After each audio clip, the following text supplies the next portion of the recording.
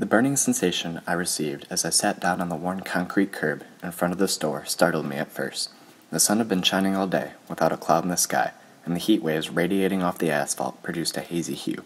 I scanned around the parking lot in hopes of seeing the girls one last time, but to my dismay, all that was in sight was the blue station wagon and a few families milling around. I slowly turned around to glance back into the grocery store. I noticed that Lengo was busily checking people through the line when he turned and made eye contact with me. I immediately glanced in the opposite direction, as not to be viewed that I missed my job. In all honesty, I hated standing on that rock-like tile floor of the A&P grocery for what was only hours, but seemed like years. With sheep incessantly streaming through the checkout lane, I never got the opportunity to sit down. But now, I had that chance, that break from the mayhem. I was finally sitting. While lost in my confusion of what to do next, I questioned my choices. Should I try to return back to the miserable counter I had left so happily just minutes ago? Or should I move on and experience what life has to offer outside of the grocery store? I knew I had to do something. I stood up, looked around for a moment, and just began to walk. I had no goal, no mission. I just knew that at some point I would end up home, explaining my rather foolish choice to my family. As I walked down the black asphalt of the seemingly empty parking lot, a thought of the bathing suit squad hit me again. I knew I wanted to talk to them, but I did not know where to go for such interaction. The first place that came to mind was the beach. The warm rays of the sun and the smell of the salty ocean in the air screamed socialization, and maybe, just maybe, the girls had gone back to the beach. From there, I set out on my quest to reach the beach. I knew the beach was about a mile walk from the store, but I did not know in which direction. I thought about asking someone, but through my indecisiveness, I just decided to walk, hoping it was in the right direction. While prodding along, I passed through a small village a few blocks out from the main street that the store was located on. The area was desolate and only had 2 small business buildings. One of them was an old Sinclair gas station with old rusty pumps that produced an eerie clicking noise as gasoline flowed through the hoses. The sign to the gas station was cracked through the middle, and the gas prices displayed did not match the pump price.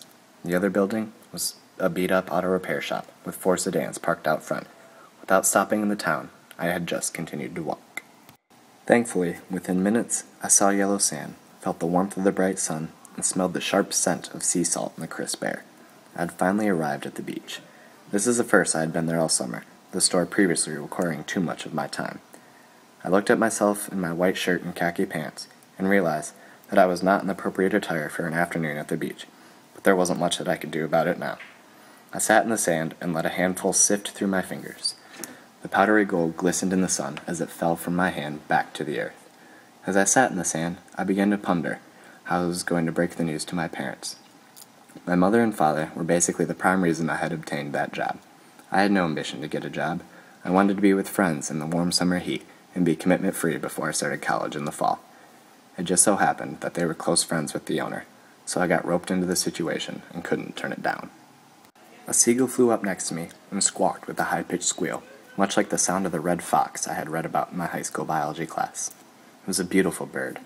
White flowing neck feathers that faded to gray at the wings. A black-tipped tail and a bright yellow beak accented its beautiful figure. The erect posture of the bird gave it a sense of power and leadership. I thought, oh, to be a seagull. Go where I want, do what I want, all while living in the beautiful beach atmosphere my hometown presented me, without any cares, worries, or commitments. I figured I would use the seagull as an analogy to explain how I wanted my life modeled when I had to explain the predicament to my family, but I knew, somehow, I would be ridiculed for such a dim-witted statement. I soon realized the reason I had gone to the beach was to look for the gorgeous girl from the A&P, not to ponder my expected discussion with my family. I scanned the scene up and down the endless stretch of golden blue. There were many females in view, but none that appealed to me like the queen of the grocery store gang. Her attitude, features, and appealing lifestyle seemed to be what drew me closer to her.